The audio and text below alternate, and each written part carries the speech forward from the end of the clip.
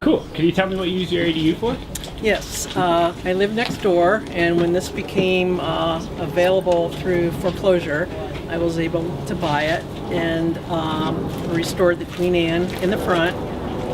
And this was a very dilapidated horse barn, and I wasn't sure what to do with it, so I was in there one day and I climbed up the ladder to the hayloft, and I thought someone could live here and I could save it, so I did. What are you or do you plan on doing with your ADU? Right now, immediately it will be rental, but we designed it for us to move into in the long term. Almost many of these houses would have had carriage houses because that was the way of transportation. Early on, there were also horse-drawn streetcars. So there was early on some which we might consider mass transit available, but a lot of people, particularly people with any money, would have had carriage houses, and the big ones would have had room clearly for a horse or two. If they were big enough, there was room upstairs for a groom to live, and so there was money here, and that would be the beginning of that whole idea. Why we thought it was interesting as Historic Denver to kind of tackle this issue. It's definitely something that we've seen historically in our neighborhoods. You'll see that carriage houses are typical in many of Denver's historic neighborhoods. And then they also, more in modern times, provide an option for kind of hidden density. So the opportunity to create additional units for people to live in without any demolition. So Curtis Park provides an excellent case study for us to look at their ADUs because there are a number that are in close proximity to one another. So we tried to pick sites that would be easy for you folks to walk this evening. They also actively advocated for ADUs in the 2010 zoning code update. And they have had several ADUs built recently, which we'll get to see on our tour, that some are still under construction and have yet to be completed. We have been working on this program with Joel Noble. He has been instrumental in helping put everything together for tonight's program. He is a longtime neighborhood advocate who helped ensure that ADUs were included in the zoning code adoption, a past president of Curtis Park Neighbors, as well as a co-author of several Denver Landmark District nominations. So I'm hoping that you can help me both thank Joel and invite him to give us a brief introduction to ADUs.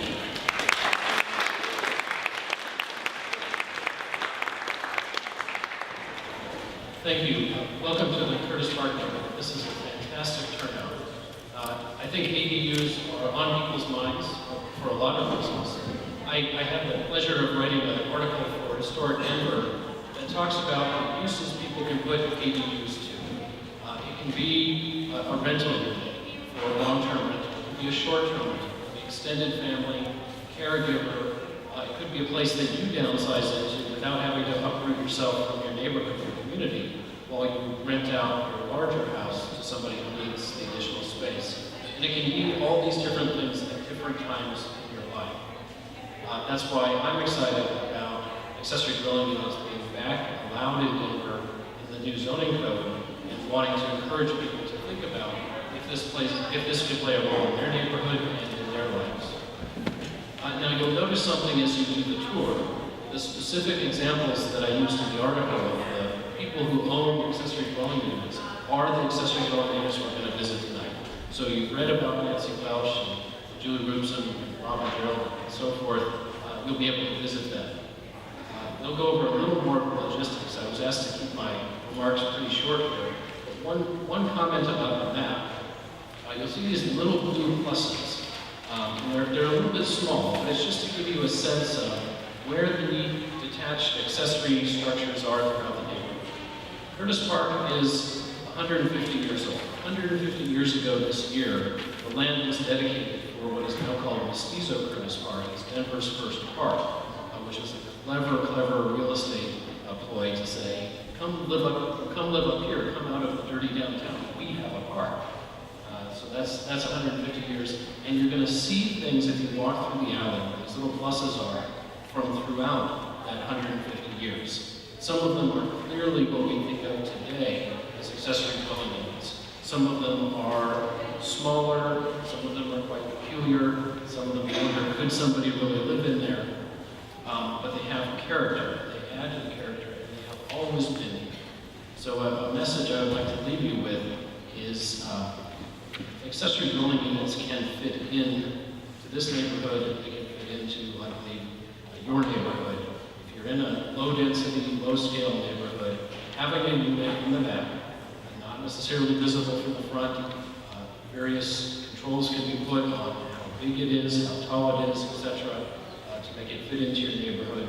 I think that's a very good thing to consider as we move forward with Blueprint Denver and then zoning code changes to make ADUs available in other places.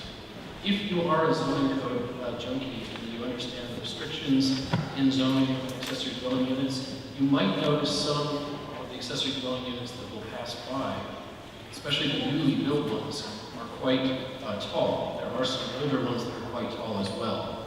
In Curtis Park, shortly after the zoning code update, we changed the zoning just for Curtis Park to allow true two-story ADUs because our lots are very narrow.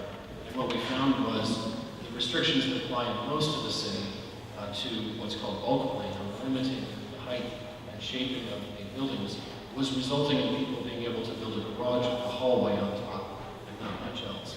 So just for us, we have a two-story, two ADUs. If you have a neighborhood that has more typical wide lots, 37 and a half, 50 foot wide, that's probably not what you'd see there. Just a note of why you'll see several of those. Again, welcome to Curtis Park.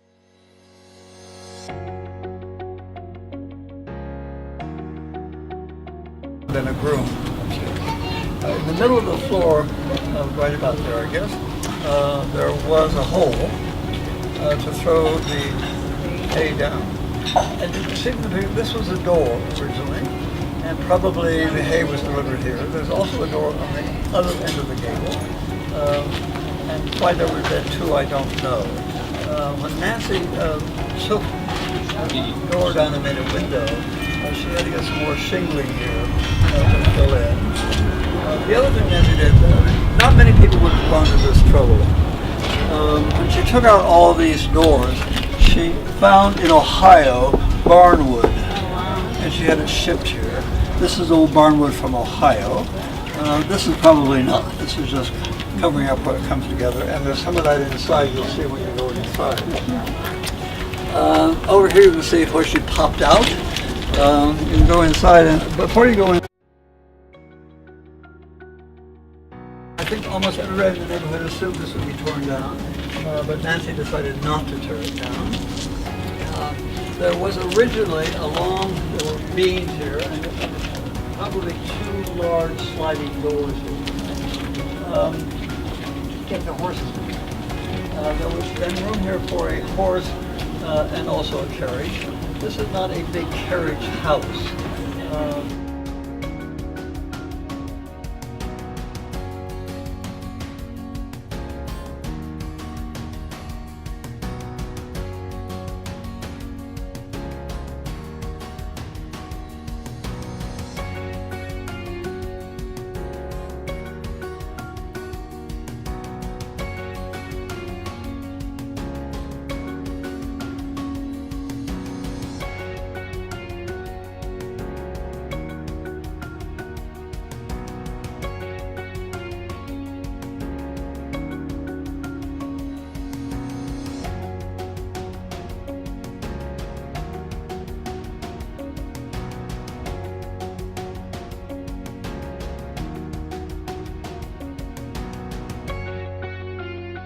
Okay, so the ADU now is an Airbnb, but I've lived here 23 years and I've always leased it.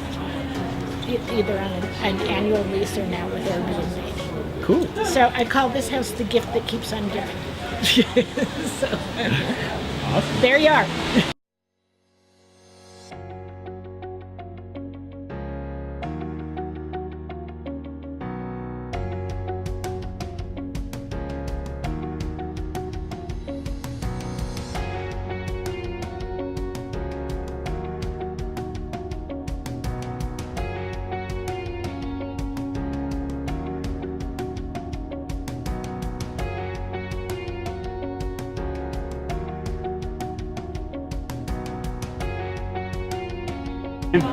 Can you tell me why you started working on with ADUs?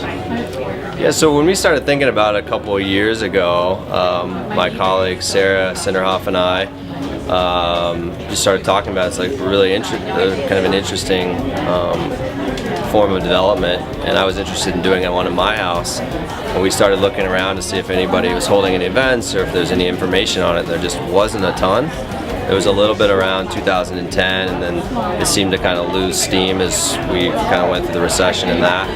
And so personally, I just liked the idea, and then we thought there was a business opportunity. And fast forward a couple years, and we see that there's just a lot of people that are interested in this form of development, especially as the city grows and gets more expensive, and we have density and affordability issues and that type of thing. So.